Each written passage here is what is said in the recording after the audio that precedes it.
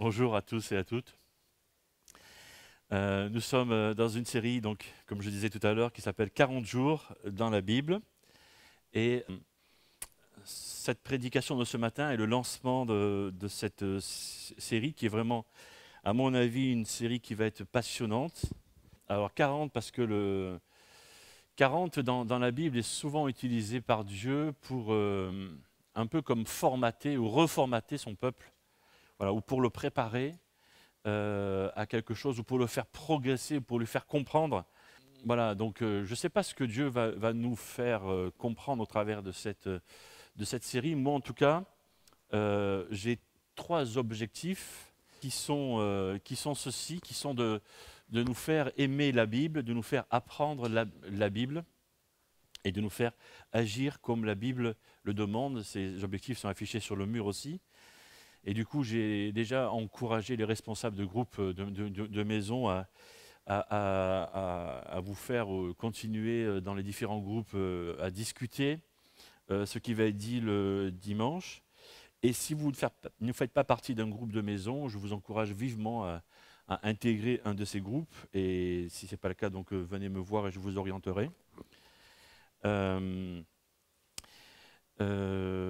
Et puis, chaque semaine, je vous donnerai un ou plusieurs versets bibliques à mémoriser. Et puis, c'est pas tout. À la fin de notre série, il y aura une petite interrogation, contrôle. Voilà.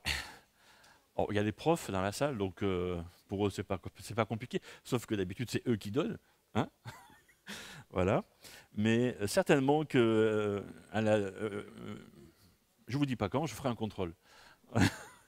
Voilà, parce que si je vous dis quand. Bref, donc, et puis les sujets que nous allons aborder sont ceux-ci. Pourquoi croire en la Bible? Comment savoir que la Bible est fiable et vraie? La Bible peut-elle vraiment nous transformer? Quel est le but de ce livre? En troisième semaine, on va voir comment la Bible, voilà, comment ça se fait que quelquefois vous lisez un passage pour la 150e fois, et puis tout d'un coup, oh, il vous dit un truc que les 149e autres fois, vous n'avez pas lu, vous n'avez pas compris. Voilà, donc on va voir comment voir ce que Dieu veut que l'on voit, vraiment, dans sa parole. Hein. Et dans la 4e semaine, on va voir comment étudier la Bible. Je vais donner des trucs très, très pratiques. Comment comprendre le sens de la Bible, ça c'est dans la 5e semaine. Autrement dit, comment utiliser la Bible dans notre vie de famille, dans les différents domaines de notre vie. Et dans la 6e semaine, comment intégrer ce que la Bible me dit, notamment quand on a des décisions importantes à prendre. Pour aujourd'hui, à la fin de son discours sur la montagne, c'est ce moment où Jésus rassemble un peu ses disciples, et puis il n'y avait pas que ses disciples, il y avait des tas de personnes. Et Jésus dit des tas de choses importantes. Notamment, il y a une chose où il raconte l'histoire de ces deux bonshommes qui construisent une maison. Et il y en a un qui construit sa maison sur le sable, et l'autre qui construit sa maison sur le rocher. Et puis, celui qui construit sa maison sur le rocher, forcément, c'est plus long, plus difficile, plus coûteux, etc. Mais puis la tempête arrive, et puis la maison sur le sable s'effondre, et la maison sur le rocher tient bon. Et Jésus dit ceci, dans Matthieu 7, verset 24, « Celui qui écoute ce que je dis et qui l'applique ressemble à un homme sensé qui a bâti sa maison sur le roc. » Voici la question du jour, comment construire notre vie, ma vie, sur la Bible. Le truc, c'est que Dieu nous a donné tout ce qu'il faut pour ça. Et avec nos 5 sens, qui sont l'ouïe, l'odorat, le goût, la vue et le toucher, tout ça. Et on va baser un peu notre réflexion de ce matin là-dessus, à peu près, quoi. Je vais un peu dévier à un certain moment, mais grosso modo, ça va être là-dessus. Et d'abord, mon premier point, c'est que je reçois la parole de Dieu avec mes oreilles. Ça commence avec ça. Voilà, c'est aussi simple que ça. Pour entendre la parole, il faut pouvoir l'écouter, il faut pouvoir ouvrir ses oreilles à un certain moment. Et c'est Romains 7 qui nous dit « La foi vient de ce qu'on entend, et ce qu'on entend vient de la parole de Christ. » Alors, c'est une bonne motivation pour fréquenter une église tous les dimanches, ou à d'autres moments. C'est une bonne motivation pour fréquenter des groupes de maisons d'études bibliques, tout ça, etc. Parce qu'en faisant ça, on va construire sa vie sur la Bible. Jacques, dans son livre, parle aussi d'un certain type d'attitude à avoir. Au chapitre 1er, à partir du verset 19, il dit que chacun de vous soit toujours prêt à écouter. Il rajoute qu'il ne se hâte pas de parler, qu'il ne se hâte pas de se mettre en colère. Et puis il va continuer, comme avec une deuxième étape, il va dire « Débarrassez-vous de tout ce qui souille, de tout ce qui reste en vous de méchanceté, pour recevoir avec humilité la parole qui a été plantée dans votre cœur, car elle a le pouvoir de vous sauver. Seulement, ne vous contentez pas de l'écouter, traduisez-la en actes, sans quoi vous vous tromperiez vous-même. En effet, si quelqu'un se contente d'écouter la parole, sans y conformer ses actes, il ressemble à un homme qui, en s'observant dans un miroir, découvre son vrai visage. Après s'être ainsi observé, il s'en va et oublie ce qu'il est. » Donc ça commence avec être prêt à écouter. Ça commence là. Donc peut-être qu'il faut laver les oreilles, je ne sais pas quoi, enfin bref. Et la notion en grec du mot grec qui est utilisé là, c'est comme accueillir un étranger, être prêt, voilà, à accueillir quelqu'un qu'on ne connaît pas. Donc être prêt à être surpris. Tout faire pour que la personne soit bien reçue. Voilà, c'est un peu ça. Quand on écoute, on entend la parole de Dieu. Et l'image que l'auteur utilise ici, c'est celle de la plante. La parole qui a été plantée en vous. Et alors, il a plu dans notre pays il n'y a pas longtemps, mais jusque-là, la terre était vraiment dure. Hein. Voilà. Et moi, j'ai l'impression qu'on est quelquefois comme cela. On est quelquefois dur comme cette terre qui est craquelée, voilà. Et on n'entend pas. On est bouché, quoi. On a les oreilles bouchées, et j'ai l'impression que quelquefois, pour se faire entendre, Dieu doit s'y prendre au marteau-piqueur, vous voyez? Un peu ça, quoi. Ou alors avec une bêche, mais à la pioche plutôt qu'à la bêche. Hein, c'est ça? Voilà. Et c'est aussi pourquoi, quand vous discutez avec des gens qui participent à une célébration, à un culte, à une prédication, vous interrogez des personnes différentes, et il y a des gens qui vont dire « Ah ben, ce que le pasteur a dit, c'était super. » Et vous interrogez quelqu'un d'autre, « Ah ben, ce que le pasteur a dit, j'ai rien reçu. » Ça arrive, hein. Quelque part, ça ne me choque pas plus que ça, quoi. Bon, si tout le monde dit ça, c'est un peu bizarre, mais là oui, je commence à m'interroger un peu, beaucoup quand même, mais parce que, voilà, on peut quelquefois, dans certaines périodes de sa vie, être cette terre sèche et dure. La question est là, est-ce qu'on est prêt, à chaque fois qu'on se met devant la parole de Dieu, devant la Bible, à recevoir, à entendre? Et Jacques, dans son texte, nous donne 4 attitudes pour bien recevoir la parole de Dieu. D'abord, il nous dit, tais-toi. Parce que là, si, on est fort avec ça. C'est-à-dire qu'on se met devant la parole, mais c'est comme si notre cœur, c'est comme si, même si on se tait, on a l'impression qu'on est tout en train de causer intérieurement. Et du coup, on n'est pas prêt à recevoir.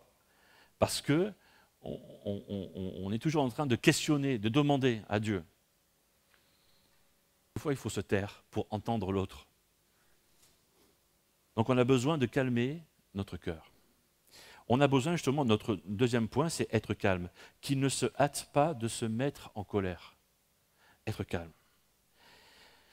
Je prends l'exemple tout simple. Hein. Si vous allez vous préparer à rencontrer quelqu'un, mais que vous êtes en colère, ça va mal se passer en fait. De partir en cacahuète. Voilà. Et avec Dieu, avec la parole de Dieu, avec la Bible, c'est un peu la même chose. Si vous êtes contrarié, si vous êtes en colère, vous n'êtes pas prêt à rencontrer cette parole, vous n'êtes pas prêt à rencontrer Dieu. Et il y a de fortes chances pour que vous passiez à côté. Voilà. La troisième chose, c'est qu'on doit être propre. Et par ce mot propre, c'est débarrassez-vous de tout ce qui souille, de tout ce qui reste en vous de méchanceté. Et là, je pense au péché, aux choses qu'on fait dans nos vies et que avec lesquelles Dieu n'est pas d'accord. Et on doit se débarrasser de ça, de confesser ça à Dieu et lui demander pardon pour cela. Et la quatrième chose, c'est l'humilité, être humble.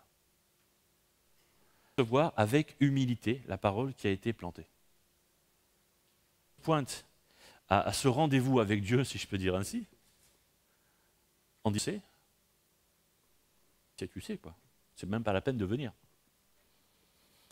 Je veux dire, si tu vas prendre des leçons de conduite, tu sais pas conduire, tu vas prendre des leçons de conduite en disant « je sais conduire », autant que tu prennes tes 40 € et tu les jettes par la fenêtre. Quoi. Ça, faut être humble. Pour construire notre vie sur la Bible, on doit entendre la parole. Le deuxième grand point, c'est je dois lire la Bible avec mes yeux. C'est des choses presque stupides, je dirais, bêtes, logiques. Les yeux. Mais écoutez bien ça, c'est pas aussi stupide que ça. Combien de personnes vous connaissez? Je construis ma vie sur la Bible, sur les valeurs, sur ce qu'a dit Jésus, et qui n'ont jamais lu un seul évangile. Moi, j'en ai, je suis sûr que vous en connaissez aussi. Je suis désolé, mais à un certain moment, il faut le dire, quoi. Voilà. Donc, arrête de dire ça. Prends une Bible. Je t'en offre une, si tu veux. Voilà, je te montre où c'est, où Jésus dit ça. Va lire ça, et après, on parle. Les yeux et se mettre vraiment à lire. Et Jacques aussi dit des choses, toujours dans le même passage. Donc, je prends la fin du passage de tout à l'heure et je continue un peu ma lecture. Seulement, ne vous contentez pas de l'écouter, traduisez-la en actes, sans quoi vous vous tromperiez vous-même. Si quelqu'un se contente d'écouter la parole sans y conformer ses actes, il ressemble à un homme qui, en s'observant dans un miroir, découvre son vrai visage. Après s'être ainsi observé, il s'en va et oublie ce qu'il est. Voici au contraire un homme qui scrute la loi parfaite qui donne la liberté. Il lui demeure parfaitement attaché et au lieu de l'oublier après l'avoir entendu, il y conforme ses actes. Cet homme sera heureux dans tout ce qu'il fait. Ce texte me donne la motivation nécessaire pour vous entraîner avec moi dans ces 40 jours dans la Bible. Parce que moi, ce que j'ai envie, c'est la fin du passage. C'est que vous soyez heureux, c'est que nous soyons heureux dans tout ce que nous faisons. Je n'ai pas envie de ça. Si, on a envie d'être heureux en fait, tout le monde. Alors, on pourrait poser la question à n'importe qui dans la rue, et tout le monde a envie d'être heureux. Bon, ok, d'accord. Et moi, j'ai envie que nous faisions ensemble cette expérience de la bénédiction que Dieu donne au travers de se plonger dans la Bible. Alors, comment ça? Et Jacques explique, il ne parle pas seulement de la lecture, il parle pas seulement de survoler la Bible, de lire la Bible comme on lit un roman. On peut lire la Bible comme ça, mais Jacques ne parle pas de la Bible comme cela, il ne parle pas de la lecture de la Bible comme cela. Il parle de scruter la loi parfaite. C'est lire la Bible avec un très grand soin. Scruter, c'est méditer. Alors, maintenant, quand on parle de méditer, on pense à tous ces gens qui sont dans la zénitude. Vous voyez ce que je veux dire? Voilà. Mais moi, je vais remplacer méditer par mâchouiller. C'est-à-dire prendre un texte et le faire tourner dans sa tête, dans son cœur, pour en obtenir vraiment ce qu'il veut me dire en ce moment. Voilà. Et Jacques, ici, prend l'image du miroir. Quel est le but du miroir? Se coiffer, se maquiller, voir si on n'est pas trop mal vêtu. OK. Mais en même temps, voilà, soit on change les choses qu'on voit, soit on ne change pas. Et l'idée, pendant ces 40 jours, c'est de vous donner vraiment des pistes pour vous aider à vous plonger dans ce mâchouillage, dans le fait de scruter votre Bible. Mon troisième point, maintenant, c'est rechercher la Bible avec mes mains et ma bouche. Et là, je veux parler de l'étude de la Bible. C'est autre chose que la méditation. Je vous pose une question. D'un seul mot, quelle différence y a-t-il entre la lecture de la Bible et l'étude de la Bible? Un mot. C'est une chose. Premier interro. Quelqu'un geste et c'est juste. Mais je laisse le reste de l'assemblée chercher. Oui? Non, une chose. La main, il tient dans la main, comme dirait l'autre. Un stylo. Exactement.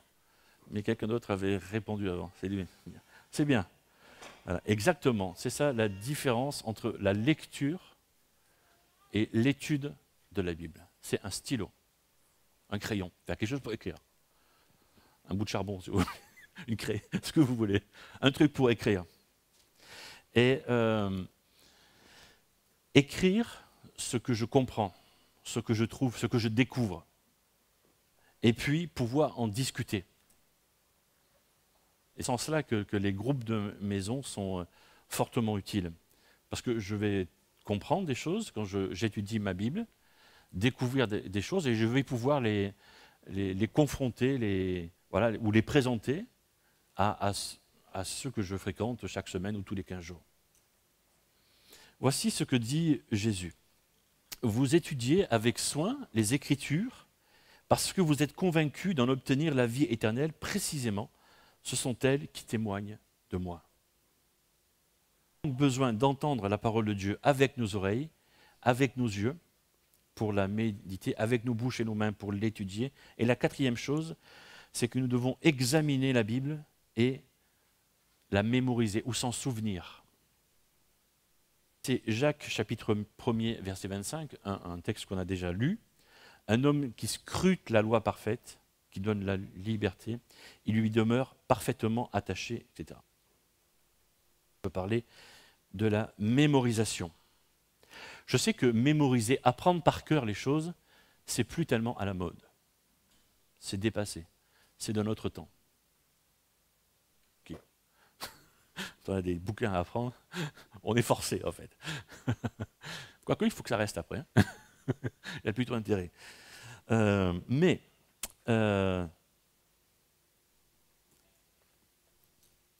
qui est capable de répondre à certaines questions pour un champignon, pour un champion?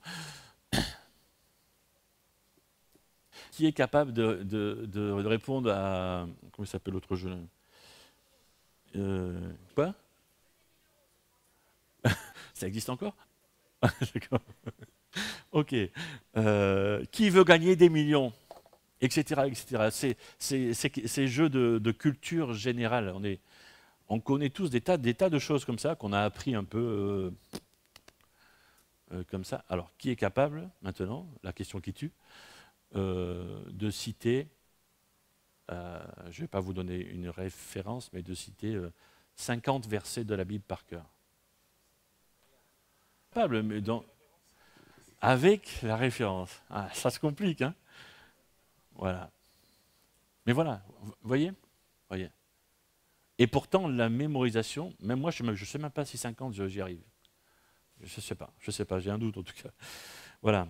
La mémorisation, c'est autre chose que la méditation ou le mâchouillage dont je parlais tout à l'heure.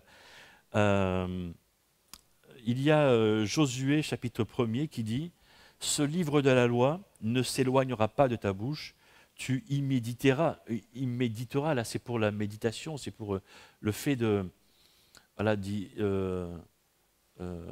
revenir souvent, mais il y a aussi une bénédiction qui va avec. Hein.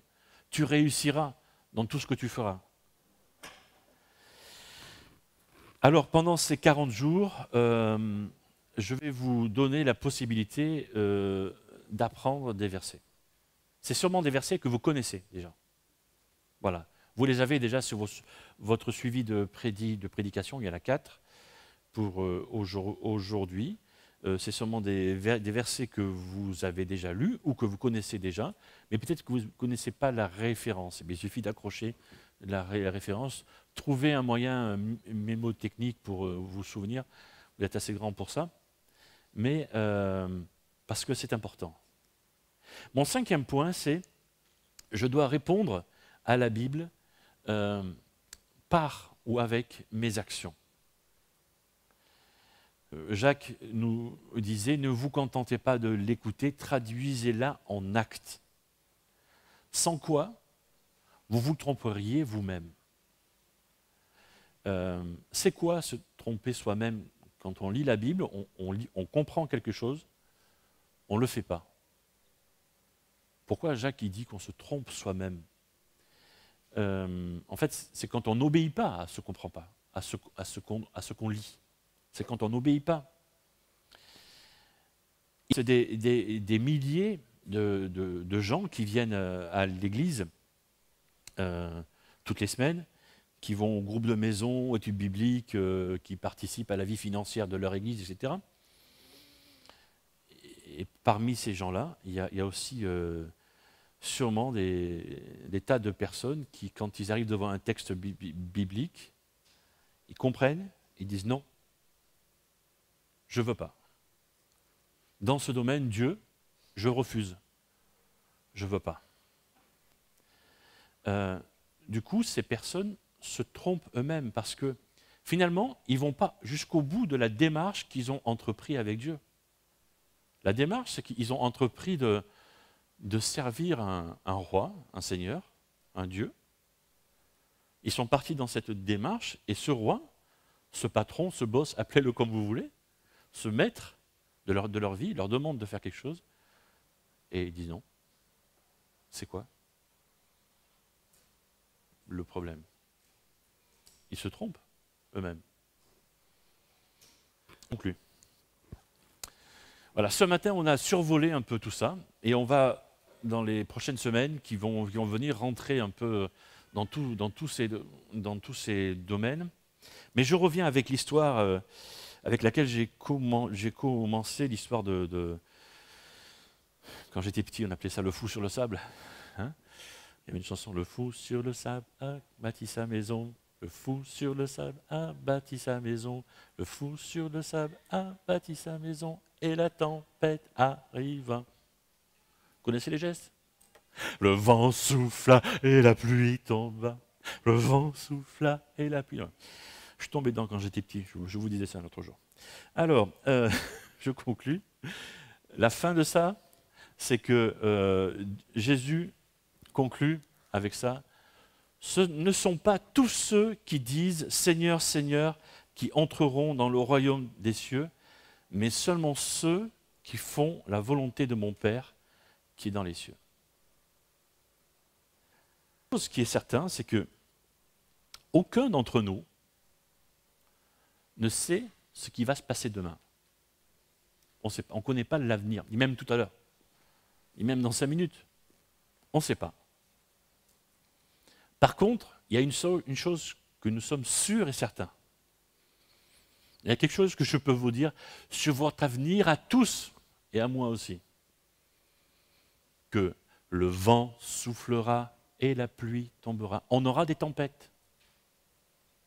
On va traverser des tempêtes, des crises, des problèmes, des soucis, de la vie de tous les hommes, de toutes les femmes, de toutes les familles sur la terre, de tous les temps. Alors pendant ces tempêtes, si ma vie, si vos vies n'ont pas des bonnes fondations, le rocher, Dieu, la Bible, s'effondre, nos vies s'écroulent. Voilà pourquoi cette série me paraît importante.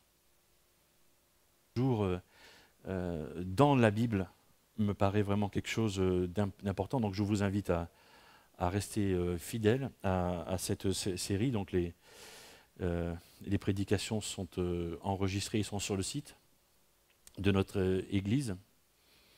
On est en train de faire des essais en plus pour filmer. Voilà, donc on va voir ce que ça donne. Je ne sais pas si ça va marcher, mais on essaye. Donc je vous invite à faire votre possible pour continuer à suivre. Voilà, une prédication dure 30 minutes, ce n'est pas très long dans une semaine. Et puis, apprenez les versets. Les versets que je vais vous proposer d'apprendre pendant ces 6 prochaines semaines sont vraiment... vous les avez, si vous fréquentez la Bible depuis un certain temps, vous les avez déjà croisés. Ils sont déjà dans un coin de votre tête. Donc, ça sera facile. Voilà. Sinon, faites l'effort. Voilà. Faites-moi confiance, ça va être une fondation solide pour votre vie. Et construire sa vie personnelle sur la Bible est vraiment la meilleure chose qu'il y a à faire. Je vais simplement prier maintenant et voilà, nous allons... oui, juste avant de prier, je vais citer les versets quand même. Quand je vous disais que les versets, vous les connaissez, Jean 3,16, ça va? Tu connais même la référence, ça va? Tu vois, tu en connais un déjà sur les 4. C'est formidable. Hein? Car Dieu a tant aimé le monde qu'il a donné son Fils, son unique, pour tous ceux qui placent leur confiance et en lui échappent à la perdition et qu'ils aient la vie éternelle. Vous avez le droit de les apprendre dans une autre version de la Bible. D'accord? Ok. 1 Jean 1,9, si nous confessons nos péchés, Dieu est fidèle et juste pour nous pardonner nos péchés et nous purifier de toute injustice. Romains 6, verset 23, le salaire que verse le péché, c'est la mort, mais le don gratuit que Dieu accorde, c'est la vie éternelle dans l'union avec Jésus-Christ, notre Seigneur. Et puis 1 Pierre 5, verset 7, déchargez-vous sur lui de tous vos soucis, car il prend soin de vous. C'est un super verset, ça. Hein? C'est un super verset. Ça vaut le coup de l'apprendre. Hein? Parce que la prochaine fois que vous avez un souci, si vous avez ça en tête, ça va être un peu plus facile à vivre. Voilà, je vais simplement prier et puis on va terminer notre célébration après par un chant. Seigneur, merci pour ce que tu viens de nous dire. Seigneur, peut-être que nous sommes en train de réfléchir à ce que nous venons d'entendre et nous avons besoin de te demander pardon parce que quelquefois nous avons les oreilles bouchées. Nous avons besoin d'ouvrir nos oreilles, besoin peut-être de nos taire, de nous calmer, de faire de la propreté dans notre vie intérieure et d'acquérir un peu plus d'humilité. Donne-nous, Seigneur, aussi, aide-nous à pouvoir lire la Bible avec plus de soin et aussi, Seigneur, de pouvoir l'étudier et la méditer. Et peut-être que plusieurs d'entre nous ont des difficultés à mémoriser. Peut-être, Seigneur, que pendant le temps de ces 40 jours, tu vas nous permettre d'avoir plus de facultés à mémoriser ces versets. Et aide-nous aussi à pouvoir répondre à ce que tu nous dis dans ta parole. Seigneur, merci parce que cette série que nous commençons est pratique et utile. Et elle est centrée sur toi, elle est centrée sur ta parole, sur la Bible. Pour ces paroles de bénédiction que tu déverses déjà sur nous ce matin. Tu nous proposes d'être heureux, tu nous proposes de réussir dans tout ce que nous allons entreprendre si nous nous concentrons sur la Bible, si nous nous concentrons sur cette parole que tu nous as laissée. Et Seigneur, tu nous vois vivre et tu nous vois aussi pris dans notre vie qui va vite, qui va à 200 à l'heure. Et peut-être que l'un ou l'autre, on a du mal aussi à prendre du temps pour toi. Et peut-être que tu vois aussi l'un ou l'autre qui veut prendre l'engagement ce matin de prendre plus de temps pour toi tous les jours. 10 ou 15 minutes par jour pour se concentrer sur toi dans la Bible, dans la parole de Dieu. Et Seigneur, tu aimes ça, tu aimes quand l'un ou l'autre s'engage à passer plus de temps avec toi. Donne cette force et tu sais répondre à celle qui s'engage devant toi. Merci pour tout cela, Seigneur, et que la gloire te revienne maintenant pour le reste de cette journée qui nous reste à vivre ensemble devant toi, en Jésus-Christ. Amen.